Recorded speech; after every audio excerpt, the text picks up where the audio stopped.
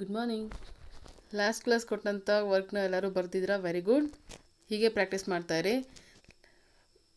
ಹೋದ ಕ್ಲಾಸಲ್ಲಿ ನಾವು ಏನು ಕಲ್ತ್ವಿ? ರಿಸೋರ್ಸಸ್ ಏನಿದೆ ಅದನ್ನು 4 ಗ್ರೂಪ್ಸ್ ಮಾಡ್ತೀವಿ. Land, labour, capital, organisation. ಕರೆಕ್ಟಾ? Land, labour, capital, organisation. ಭೂಮಿ, ಶ್ರಮ, ಬಂಡವಾಳ, ಸಂಘಟನೆ ಅಂದ್ರೇನು ಅಂತ ಗೊತ್ತಾಯಿತು. ಅದನ್ನು ನೀವು ಬರೆದು ಕೂಡ ಸೆಂಡ್ ಮಾಡಿದ್ದೀರಾ. ಅದನ್ನು ಬರೆಯೋದಲ್ಲ, ಅದನ್ನೇನು ಮಾಡಬೇಕು, ನೀವು ಪ್ರಾಕ್ಟೀಸ್ ಮಾಡಬೇಕು. ಲ್ಯಾಂಡ್ ಅಂದರೆ ಏನು ಅಂತ ಕೇಳಿದ ತಕ್ಷಣ ನೀವು ಅದನ್ನು ಹೇಳೋ ರೀತಿ ಇರಬೇಕು. ಲೇಬರ್ ಅಂದ್ರೇನು, ಕ್ಯಾಪಿಟಲ್ ಅಂದ್ರೇನು, ಮತ್ತು ಆರ್ಗನೈಸೇಷನ್ ಅಂದ್ರೇನು, ಇದನ್ನೆಲ್ಲ ನೀವೇನು ಮಾಡಬೇಕು? ಪ್ರಾಕ್ಟೀಸ್ ಮಾಡಿಬಿಡ್ಬೇಕು. ಇದು ಫಸ್ಟ್ ಇಯರಿಂದ ಹಿಡಿದು ಸೆಕೆಂಡ್ ಇಯರಲ್ಲೂ ಬರ್ತಾ ಇರೋಂಥ ವಿಷಯಗಳು. ಯಾವುದು? ನ್ಯಾಚುರಲ್ ರಿಸೋರ್ಸಸ್ ಅಥವಾ ಒಂದು ದೇಶದಲ್ಲಿ ಸಿಗುವಂಥ ರಿಸೋರ್ಸಸ್ ಏನಿದೆ ಅದನ್ನು 4 ಗ್ರೂಪ್ಸ್ ಮಾಡಿರ್ತೀವಿ. ಲ್ಯಾಂಡ್, ಲೇಬರ್, ಕ್ಯಾಪಿಟಲ್, ಆರ್ಗನೈಸೇಷನ್ ಅಂತ. ನ್ಯಾಚುರಲ್ ರಿಸೋರ್ಸಸ್ ಅಲ್ಲ, ಅದ್ರ ಜೊತೆಗೆ ಏನಾಗಿರುತ್ತೆ, ಇಡೀ ದೇಶದಲ್ಲಿ ಇರೋವಂಥ ಸಂಪನ್ಮೂಲ ಏನಿರುತ್ತೆ ಅದನ್ನು 4 ಗ್ರೂಪ್ ಮಾಡಿರೋದು. ಭೂಮಿ, ಶ್ರಮ, ಬಂಡವಾಳ, ಸಂಘಟನೆ. ನೆಕ್ಸ್ಟು ಅದಕ್ಕೆ ರಿಟರ್ನ್ಸ್ ಏನು ಕೊಡ್ತೀವಿ ಅಂತಲೂ ಗೊತ್ತಾಯ್ತು ನಿಮಗೆ. ಭೂಮಿಗೆ ಏನು ಕೊಡ್ತೀವಿ? ರೆಂಟ್, ಗೇಣಿಯನ್ನು ಕೊಡ್ತೀವಿ. ನೆಕ್ಸ್ಟ್ ಶ್ರಮಕ್ಕೆ ಏನು ಕೊಡ್ತೀವಿ? ವೇಜಸನ್ನು ಕೊಡ್ತೀವಿ, ಕೂಲಿಯನ್ನು ಕೊಡ್ತೀವಿ. ಬಂಡವಾಳಕ್ಕೆ, ಕ್ಯಾಪಿಟಲ್ಗೆ ಏನು ಕೊಡ್ತೀವಿ? ಇಂಟ್ರೆಸ್ಟನ್ನು ಕೊಡ್ತೀವಿ, ಬಡ್ಡಿಯನ್ನು ಕೊಡ್ತೀವಿ. ನೆಕ್ಸ್ಟ್ ಆರ್ಗನೈಸೇಷನ್ಗೆ ಏನು ಸಿಗುತ್ತೆ?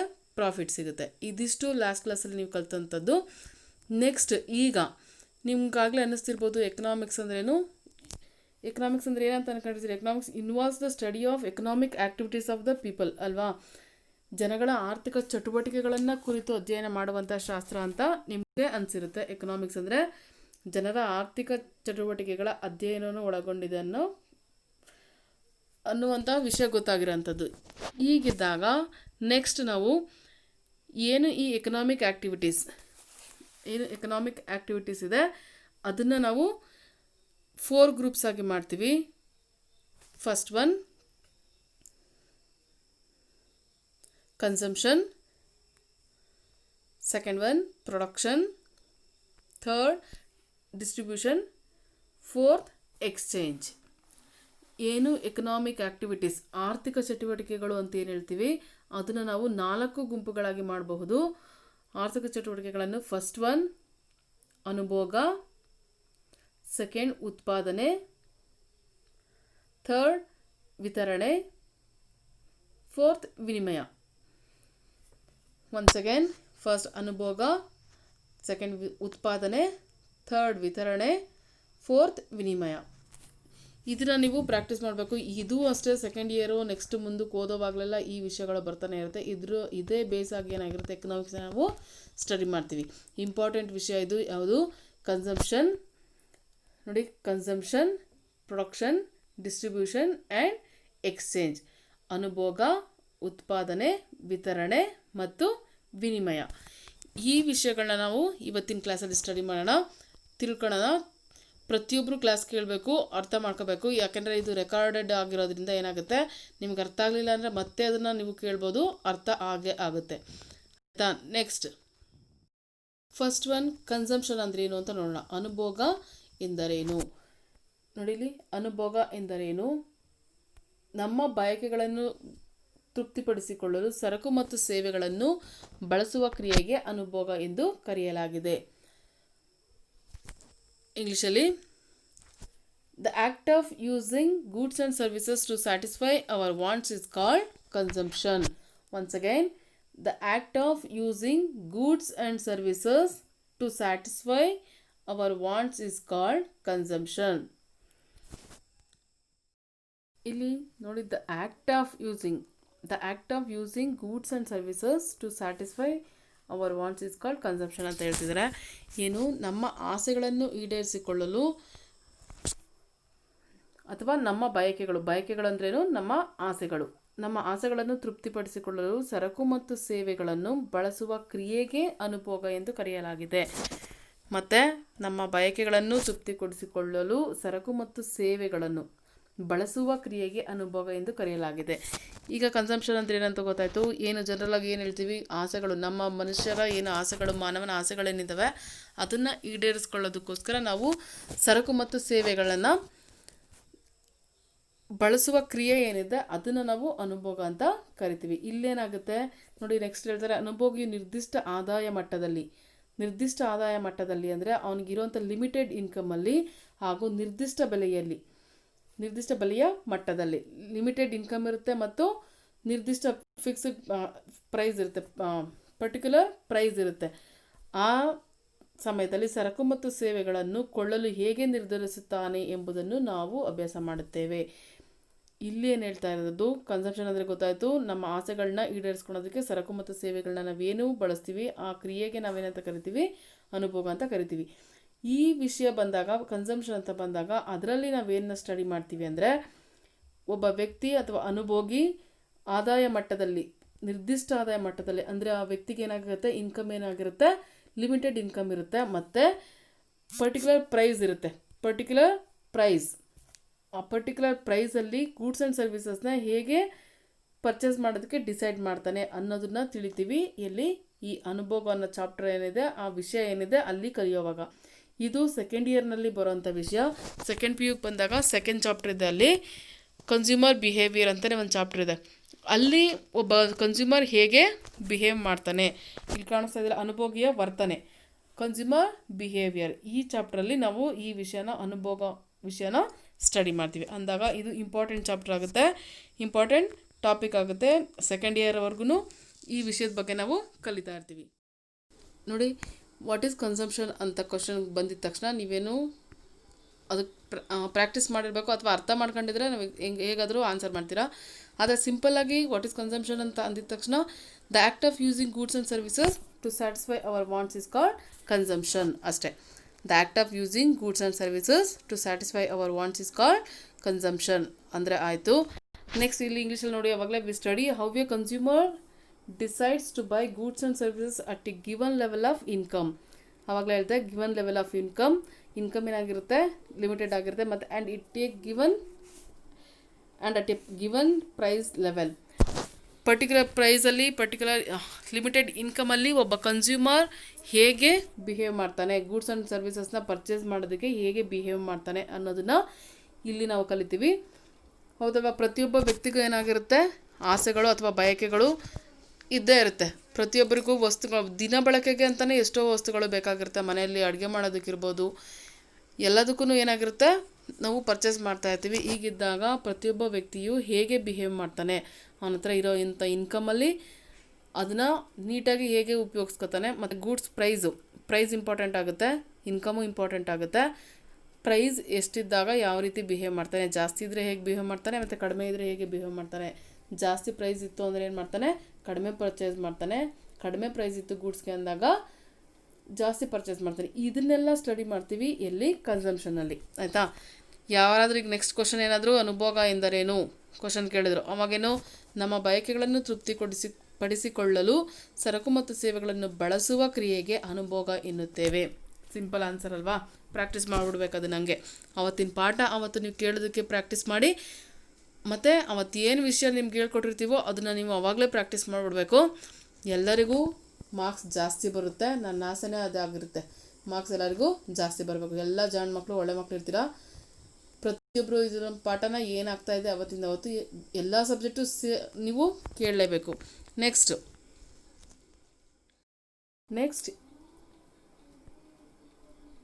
ಪ್ರೊಡಕ್ಷನ್.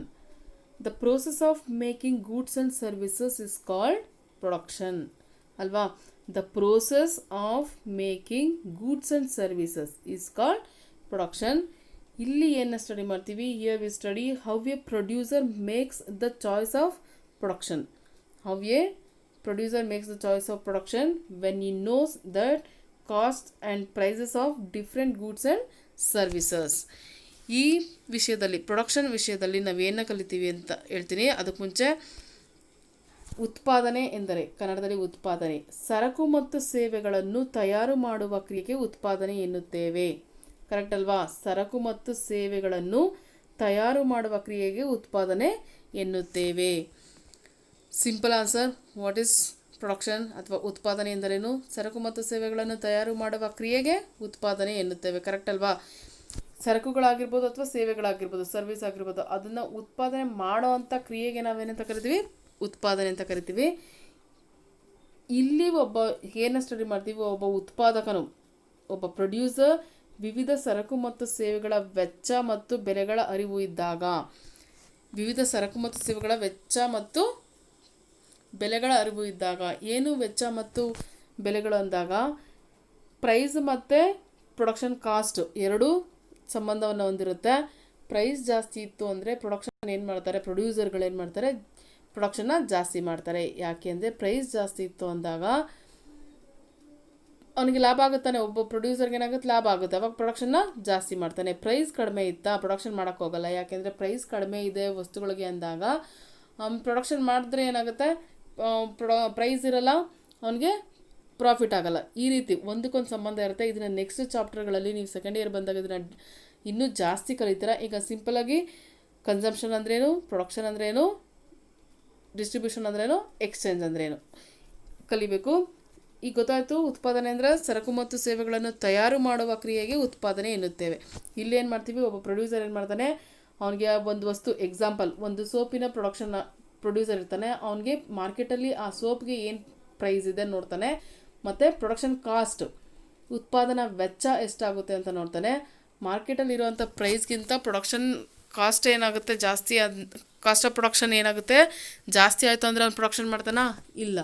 ಯಾಕೆ ಅಂದರೆ ಅವ್ನು ಮಾಡ್ತಿರೋಂಥ ವೆಚ್ಚನೇ ಜಾಸ್ತಿ ಇರುತ್ತೆ ಪ್ರೈಸ್ಗಿಂತ. ಈಗೆಲ್ಲ ಈ ರೀತಿ ವಸ್ತುಗಳ ಬೆಲೆ ಮತ್ತು ಕಾಸ್ಟ್ ಆಫ್ ಪ್ರೊಡಕ್ಷನ್ ಏನಾಗಿರುತ್ತೆ, ಎರಡು ಸಂಬಂಧವನ್ನು ಹೊಂದಿರುತ್ತೆ. ಇದೆಲ್ಲ ಯಾವ ರೀತಿ ಫಿಕ್ಸ್ ಆಗುತ್ತೆ ಅಂತ ಸ್ಟಡಿ ಮಾಡೋದು ಈ ಟಾಪಿಕಲ್ಲಿ ಬರುತ್ತೆ, ಪ್ರೊಡಕ್ಷನಲ್ಲಿ, ಉತ್ಪಾದನೆಯಲ್ಲಿ. ನೋಡಿ ಹೇಳ್ತಿದ್ದಾರೆ, ಬೆಲೆಗಳ ಅರಿವು ಇದ್ದಾಗ ಉತ್ಪಾದನಾ ಆಯ್ಕೆಯನ್ನು ಹೇಗೆ ಮಾಡಿಕೊಳ್ಳುತ್ತಾನೆ ಎಂಬುದನ್ನು ನಾವು ಅಭ್ಯಾಸ ಮಾಡುತ್ತೇವೆ. ಒಬ್ಬ ಉತ್ಪಾದಕನು ವಿವಿಧ ಸರಕು ಮತ್ತು ಸೇವೆಗಳ ವೆಚ್ಚ ಮತ್ತು ಬೆಲೆಗಳ ಅರಿವು ಇದ್ದಾಗ ಉತ್ಪಾದನಾ ಆಯ್ಕೆಯನ್ನು ಹೇಗೆ ಮಾಡುತ್ತಾನೆ ಎಂಬುದನ್ನು ನಾವಿಲ್ಲಿ ಅಭ್ಯಾಸ ಮಾಡುತ್ತೇವೆ. ಕರೆಕ್ಟ್ ಅಲ್ವಾ? Next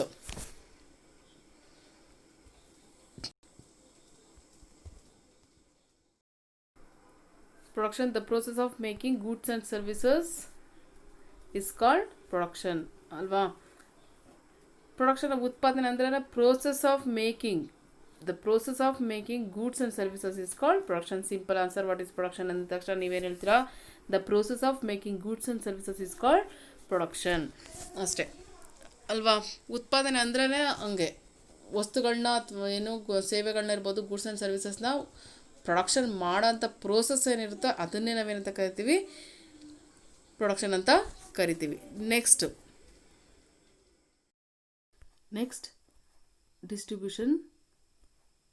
distribution. A nation's total output of all goods and services over a year is called gross domestic product. ಅಂದರೆ GDP, ಗ್ರಾಸ್ ಡೊಮೆಸ್ಟಿಕ್ ಪ್ರಾಡಕ್ಟ್. ನಿಮ್ಗೆ ಗೊತ್ತಿರ್ಬೋದು, ನೀವು 10th ಆಗಲೇ ಕಲ್ತಿರ್ತೀರ ಈ ವಿಷಯನ. ನ್ಯಾಷನಲ್ ಇನ್ಕಮ್ ಬಗ್ಗೆ ಕಲ್ತಿದ್ದಾಗ ಗೊತ್ತಿರುತ್ತೆ ನಿಮಗೆ. GDP ಅಂದರೆ ಗ್ರಾಸ್ ಡೊಮೆಸ್ಟಿಕ್ ಪ್ರಾಡಕ್ಟ್ ಅಂತ. ಮತ್ತು a nation's total output of all goods and services over a year is called gross domestic product. ಆಯಿತಾ? ಒಂದು ವರ್ಷದಲ್ಲಿ ಒಂದು ದೇಶದ ಎಲ್ಲ ಸರಕು ಮತ್ತು ಸೇವೆಗಳ ಒಟ್ಟು ಉತ್ಪನ್ನವನ್ನು ಒಟ್ಟು ದೇಶೀಯ ಉತ್ಪನ್ನ ಎನ್ನುತ್ತೇವೆ. ಒಂದು ವರ್ಷದಲ್ಲಿ ದೇಶದಲ್ಲಿ ಆದಂಥ ಸರಕು ಮತ್ತು ಸೇವೆ, ಬರೀ ಗೂಡ್ಸ್ ಅಲ್ಲ, ಸರಕು ಮತ್ತು ಸೇವೆಗಳ ಒಟ್ಟು ಉತ್ಪನ್ನವನ್ನು ಒಟ್ಟು ದೇಶೀಯ ಉತ್ಪನ್ನ ಎನ್ನುತ್ತೇವೆ.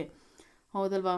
LMS ಇಲ್ಲಿ ಡಿಸ್ಟ್ರಿಬ್ಯೂಷನ್ ಅಂದರೆ ಏನೋ ಅಂತ ಕಾಣಿಸ್ತಾನೇನೋ ಇಲ್ಲ, ವಿತರಣೆ ಅಂದರೆ ಏನೋ ಅಂತ ಹೇಳ್ತಾನೆ ಇಲ್ಲ. ಅಂದರೆ ಈ ವಿತರಣೆ ಅನ್ನೋ ವಿಷಯನೇ ಇಲ್ಲಿರೋದು. ಏನಂತ, ಒಂದು ವರ್ಷದಲ್ಲಿ ಏನು ಗೂಡ್ಸ್ ಆ್ಯಂಡ್ ಸರ್ವಿಸಸ್ ಪ್ರೊಡಕ್ಷನ್ ಆಗುತ್ತೋ ಅದಕ್ಕೆ ರಿಟರ್ನ್ಸ್ ಸಿಗುತ್ತೆ ಅಂತ ನಿಮ್ಗೆ ಹೇಳ್ದೆ ಅಲ್ವಾ ಆವಾಗಲೇ. ಯಾವುದು ಫ್ಯಾಕ್ಟರ್ಸ್ ಆಫ್ ಪ್ರೊಡಕ್ಷನ್ ನಿಮಗೆ ಗೊತ್ತು, ಲ್ಯಾಂಡ್, ಲೇಬರ್, ಕ್ಯಾಪಿಟಲ್, ಆರ್ಗನೈಸೇಷನ್ ಅಲ್ವಾ? ಈಗ ನ್ಯಾಷನಲ್ ಇನ್ಕಮ್ ಅಂದರೆ ಏನು? ನ್ಯಾಷನಲ್ ಇನ್ಕಮ್ ಅಂದರೆ ಏನು? ಒಂದು ವರ್ಷದಲ್ಲಿ ಪ್ರತಿಯೊಬ್ಬರಿಗೂ ಬಂದಂಥ ಆದಾಯ ಏನಿದೆ ಅದನ್ನು ಒಟ್ಟುಗೂಡಿಸಿದ್ರೆ ಒಟ್ಟು ರಾಷ್ಟ್ರೀಯ ಆದಾಯ, ಟೋಟಲ್ ನ್ಯಾಷನಲ್ ಇನ್ಕಮ್ ಅಂತ ಕರಿತೀವಿ.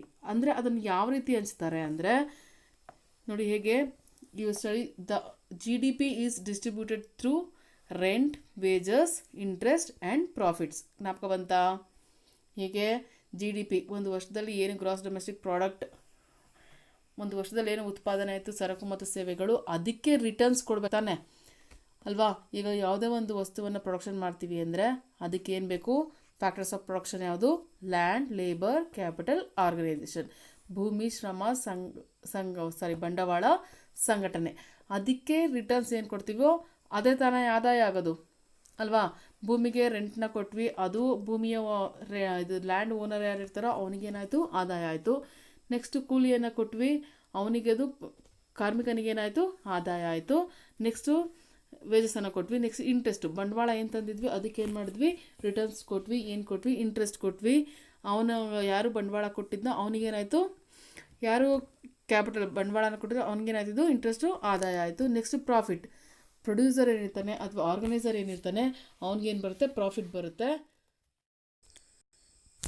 ನೋಡಿ ಇಲ್ಲಿ ಒಟ್ಟು ದೇಶೀಯ ಉತ್ಪನ್ನ ಅಂದರೆ GDP, ಗೇಣಿ, ಕೂಲಿ, ಬಡ್ಡಿ ಮತ್ತು ಲಾಭಗಳ ಮೂಲಕ ಹೇಗೆ ಹಂಚಲ್ಪಟ್ಟಿದೆ ಎಂಬುದನ್ನು ನಾವು ಅಭ್ಯಾಸ ಮಾಡುತ್ತೇವೆ ಅಂತ ಹೇಳ್ತಾ ಇದ್ದಾರೆ. ಅಂದಾಗೇನು, ವಿತರಣೆ ಅಂದ್ರೇನು, ಡಿಸ್ಟ್ರಿಬ್ಯೂಷನ್ ಅಂದರೆ ಏನು ಗೂಡ್ಸ್ ಆ್ಯಂಡ್ ಸರ್ವಿಸಸ್ ಪ್ರೊಡಕ್ಷನ್ ಆಗಿತ್ತೋ ಅದಕ್ಕೆ ರಿಟರ್ನ್ಸ್ ಅಂದರೆ ಏನಾಗಿರುತ್ತೆ, ಪ್ರತಿಯೊಬ್ಬರ ಲಾಭ ಆಗಿರುತ್ತಲ್ವಾ, ಅದನ್ನು ಟೋಟಲ್ ಮಾಡಿದ್ರೆ ಸಿಗೋದೆ ರಾಷ್ಟ್ರೀಯ ಆದಾಯ, ಟೋಟಲ್ ನ್ಯಾಷನಲ್ ಇನ್ಕಮ್. ಇದೇ ಡಿಸ್ಟ್ರಿಬ್ಯೂಷನ್ ಅಂದಾಗ ಇಲ್ಲಿ ನಾವೇನ ಸ್ಟಡಿ ಮಾಡ್ತೀವಿ, ಒಂದು ವರ್ಷದಲ್ಲಿ ಏನು ಗೂಡ್ಸ್ ಆ್ಯಂಡ್ ಸರ್ವಿಸಸ್ ಪ್ರೊಡಕ್ಷನ್ ಆಯಿತು ಮತ್ತು ಅದಕ್ಕೆ ರಿಟರ್ನ್ಸ್ ಏನು ಸಿಕ್ತು ಅದನ್ನು ನಾವು ಇಲ್ಲಿ ಸ್ಟಡಿ ಮಾಡ್ತೀವಿ. ಯಾವುದರಲ್ಲಿ, ವಿತರಣೆಯಲ್ಲಿ, ಡಿಸ್ಟ್ರಿಬ್ಯೂಷನಲ್ಲಿ. Next fourth one important, exchange, ವಿನಿಮಯ. Exchange refers to the act of people exchanging. Exchanging ಅಂದ್ರೇನು, giving and taking goods and services among themselves. ನೋಡಿ ಏನು ಹೇಳ್ತಾರೆ, exchange, it refers to the act of people exchanging goods and services among themselves. ಏನು ಹೇಳ್ತಾರೆ, ನಿಮಗೆ ಗೊತ್ತು, ವಿನಿಮಯ ಅಂದರೆ ಜನರು ತಮ್ಮ ನಡುವೆ ಸರಕು ಮತ್ತು ಸೇವೆಗಳನ್ನು ವಿನಿಮಯ ಮಾಡಿಕೊಳ್ಳುವ ಕ್ರಿಯೆಗೆ ವಿನಿಮಯ ಎನ್ನುತ್ತೇವೆ ಅಲ್ವಾ. ಈಗ ಪ್ರತಿಯೊಬ್ಬರು ಅವ್ರವ್ರಿಗೆ ಏನೇನು ಗೂಡ್ಸ್ ಆ್ಯಂಡ್ ಸರ್ವಿಸಸ್ ಬೇಕೋ ಅದನ್ನು ಪ್ರೊಡಕ್ಷನ್ ಮಾಡ್ಕೊಳ್ಳೋದಕ್ಕೆ ಸಾಧ್ಯ ಇಲ್ಲವೇ ಇಲ್ಲ. ಈ ಥರದ ಪ್ರಪಂಚದಲ್ಲಿ ನಾವಿರೋವಾಗ ಏನಾಗುತ್ತೆ, ಎಕ್ಸ್ಚೇಂಜ್ ಆಗಲೇಬೇಕಾಗುತ್ತೆ. ಅದನ್ನೇ ನಾವೇನಂತ ಕರಿತೀವಿ, ವಿನಿಮಯ ಅಂತ ಕರಿತೀವಿ. ಜನರು ತಮ್ಮ ನಡುವೆ ಸರಕು ಮತ್ತು ಸೇವೆಗಳನ್ನು ಕೊಡುವ ಮತ್ತು ತೆಗೆದುಕೊಳ್ಳುವ, ವಿನಿಮಯ ಅಂದರೆ ಕೊಡುವ ಮತ್ತು ತೆಗೆದುಕೊಳ್ಳುವ, ವಿನಿಮಯ ಮಾಡಿಕೊಳ್ಳುವ ಕ್ರಿಯೆಗೆ ವಿನಿಮಯ ಎನ್ನುತ್ತೇವೆ ಅಲ್ವಾ. ಆವಾಗಲೇ ಹೇಳಿದೆ, ಯಾರೋ ಪ್ರತಿಯೊಬ್ಬ ವ್ಯಕ್ತಿ ಅವ್ರಿಗೆ ಏನೇನು ಬೇಕೋ ಆ ವಸ್ತುಗಳನ್ನ ಉತ್ಪಾದನೆ ಮಾಡೋದಕ್ಕೆ ಸಾಧ್ಯನೇ ಇಲ್ಲ, ಪ್ರೊಡಕ್ಷನ್ ಮಾಡೋಕ್ಕೆ ಸಾಧ್ಯನೇ ಇಲ್ಲ ಅಂದಾಗ ಹಲವು ವ್ಯಕ್ತಿಗಳ ನಡುವೆ ಏನಾಗುತ್ತೆ, ಗೂಡ್ಸ್ ಆ್ಯಂಡ್ ಸರ್ವಿಸಸ್ ಏನಾಗುತ್ತೆ, ಎಕ್ಸ್ಚೇಂಜ್ ಆಗುತ್ತೆ, ವಿನಿಮಯ ಆಗುತ್ತೆ. ಅದೇ ವಿನಿಮಯ. ಇಲ್ಲಿ ನಾವೇನು ಸ್ಟಡಿ ಮಾಡ್ತೀವಿ, ಬೆಲೆ, ಮೌಲ್ಯ, ಹಣ, ಹಣಕಾಸು, ವ್ಯಾಪಾರ ಮುಂತಾದ ಪರಿಭಾವನೆಗಳನ್ನು ಅಭ್ಯಾಸ ಮಾಡುತ್ತೇವೆ ಅಂತ ಹೇಳ್ತಾರೆ. ನೋಡಿ ಇಲ್ಲಿ, here we study price, value, money, finance, trade and such other concepts. Exchange ಅಂತ ಬಂದಾಗ ಈ ವಿಷಯದಲ್ಲಿ ನಾವು ಈ ಟಾಪಿಕಲ್ಲಿ ಏನು ಸ್ಟಡಿ ಮಾಡ್ತೀವಿ ಅಂದರೆ, ಗೂಡ್ಸ್ ಪ್ರೈಸ್ ಇರ್ಬೋದು, ವ್ಯಾಲ್ಯೂ ಇರ್ಬೋದು, ಮನಿ, ಫೈನಾನ್ಸ್, ಟ್ರೇಡ್ ಬಗ್ಗೆ ಮತ್ತು ಇನ್ನೂ ಹಲವು ವಿಷಯಗಳನ್ನ ಈ ಎಕ್ಸ್ಚೇಂಜ್ ಅನ್ನೋ ಟಾಪಿಕಲ್ಲಿ ನಾವೇನು ಮಾಡ್ತೀವಿ, ಕಲಿತೀವಿ. ಇದು exchange refers to the act of people exchanging goods and services among themselves ಅಲ್ವಾ. ನೆಕ್ಸ್ಟ್ ಇವತ್ತಿನ ಕ್ಲಾಸಲ್ಲಿ consumption, production, distribution and exchange ಬಗ್ಗೆ ತಿಳಿದ್ವಿ. Consumption, production, distribution and exchange, ಅನುಭೋಗ, ಉತ್ಪಾದನೆ, ವಿತರಣೆ ಮತ್ತು ವಿನಿಮಯ ಅಲ್ವಾ. ಕನ್ಸಂಪ್ಷನ್ ಗೊತ್ತಾಯಿತು, ಪ್ರೊಡಕ್ಷನ್, ನೆಕ್ಸ್ಟ್ ಡಿಸ್ಟ್ರಿಬ್ಯೂಷನ್, ಎಕ್ಸ್ಚೇಂಜ್ ಅನ್ನೋದು ಈ ಪ್ರಪಂಚ ಎಷ್ಟೇ ಮುಂದುವರೆದ್ರೆ ಏನಾಗುತ್ತೆ, ಎಕ್ಸ್ಚೇಂಜ್ ಅನ್ನೋದು ಆಗಲೇಬೇಕಾಗುತ್ತೆ. ಯಾಕೆಂದರೆ ಪ್ರತಿಯೊಬ್ಬ ವ್ಯಕ್ತಿಯು ಇನ್ನೊಬ್ಬರ ಮೇಲೆ ಡಿಪೆಂಡ್ ಆಗೇ ಇರ್ತಾನೆ. ಹೀಗಿದ್ದಾಗ ಇಲ್ಲಿ ಸ್ಟಡಿ ಮಾಡೋವಾಗ ಬರುವಂಥ ವಿಷಯಗಳಂದರೆ ಪ್ರೈಸ್, ವ್ಯಾಲ್ಯೂ, ಮನಿ, ಇನ್ನೂ ಹಲವು ವಿಷಯಗಳನ್ನ ನಾವಿಲ್ಲಿ ಎಕ್ಸ್ಚೇಂಜಲ್ಲಿ ಸ್ಟಡಿ ಮಾಡ್ತೀವಿ. ಹೀಗಿದ್ದಾಗ ಇಂಪಾರ್ಟೆಂಟ್ ಬೇಸಿಕ್ಕಾಗಿ ನೀವು ಎಕನಾಮಿಕ್ಸ್ ಕಲಿಯೋದಕ್ಕೆ ಮುಂಚೆ ನೀವು ಏನು ತಿಳ್ಕೊಬೇಕು ಅದನ್ನು 2 ಕ್ಲಾಸಲ್ಲಿ ಇವತ್ತು ತಿಳಿದಿದ್ದೀರಾ. ಫಸ್ಟ್ ಕ್ಲಾಸಲ್ಲಿ ಲಾಸ್ಟ್ ಕ್ಲಾಸ್ ಏನು ಕಲ್ತ್ರಿ, factors of production, land, labour, capital, organisation ಬಗ್ಗೆ ಕಲ್ತ್ರಿ. ಇವತ್ತಿನ ಕ್ಲಾಸಲ್ಲಿ ಎಕನಾಮಿಕ್ ಆ್ಯಕ್ಟಿವಿಟೀಸ್ನ 4 ಗ್ರೂಪ್ಸ್ ಆಗಿ ಮಾಡ್ತೀವಿ. ಅದು ಯಾವ್ದ್ಯಾವುದು ಅಂತ ಕಲ್ತ್ರಿ. First one same consumption, second production, distribution and exchange. ನಿಮಗೆ ಇವತ್ತಿನ ವರ್ಕ್ ಏನು ಕೊಡ್ತಾ ಇದ್ದೀನಿ ಅಂದರೆ, ಏನು ಈ 4 ವಿಷಯನ ತಿಳ್ಕೊಂಡಿದ್ದೀರಾ ಅದನ್ನು ಬರೆದು ಸೆಂಡ್ ಮಾಡಿ. ಹೆಡ್ಡಿಂಗ್ ಏನಾಗ್ತೀರಾ, consumption, production, distribution and exchange ಅಂತ ಹಾಕ್ಬಿಟ್ಟು ಅನುಭೋಗ, ಉತ್ಪಾದನೆ, ವಿತರಣೆ ಮತ್ತು ವಿನಿಮಯ ಇದನ್ನು ಬರೆದು ಸೆಂಡ್ ಮಾಡಿ. 4 ವಿಷಯನೂ ಇರಬೇಕು. ನೆಕ್ಸ್ಟ್ ಕ್ಲಾಸಲ್ಲಿ ಎಕನಾಮಿಕ್ಸ್ ಯಾಕೆ ಇಂಪಾರ್ಟೆಂಟ್ ಆಗುತ್ತೆ, ಏನು ಇಂಪಾರ್ಟೆನ್ಸ್ ಆಫ್ ಎಕನಾಮಿಕ್ಸ್ ಏನು ಅದನ್ನು ನೋಡೋಣ. ಮತ್ತು ಆ್ಯಡಮ್ ಸ್ಮಿತ್ ಅವ್ರ ಬಗ್ಗೆ ನೆಕ್ಸ್ಟ್ ಕ್ಲಾಸಲ್ಲಿ ತಿಳಿಯೋಣ. ಆ್ಯಡಮ್ ಸ್ಮಿತ್ ಯಾರು? Adam Smith father of economics, ಅವ್ರ ಬಗ್ಗೆ ಕಲಿಯೋಣ. ನೆಕ್ಸ್ಟ್ ಕ್ಲಾಸಿಂದ ಈ ವಿಷಯದ ಬಗ್ಗೆ ಇನ್ನೂ ಜಾಸ್ತಿ ತಿಳಿಯೋಣ. ಈ ಬೇಸಿಕ್ ನಿಮ್ಗೆ ಏನು ಬೇಕೋ ಫಸ್ಟ್ ಇಯರ್ ಸೆಕೆಂಡ್ ಇಯರ್ ಓದೋದಕ್ಕೆ ಅದನ್ನು ನೀವು ಮೇಯ್ನಾಗಿ ಕಲಿಬೇಕಾಗಿದ್ದನ್ನು 2 ಕ್ಲಾಸಲ್ಲಿ ಕಲ್ತಿದ್ದೀರಾ. ನೆಕ್ಸ್ಟ್ ನಿಮ್ಮ ವರ್ಕ್ ಇವತ್ತೇನು ಕೊಟ್ಟಿದ್ದೀನಿ ಅದನ್ನು ಬರೆದು ಸೆಂಡ್ ಮಾಡಿ. Thank you.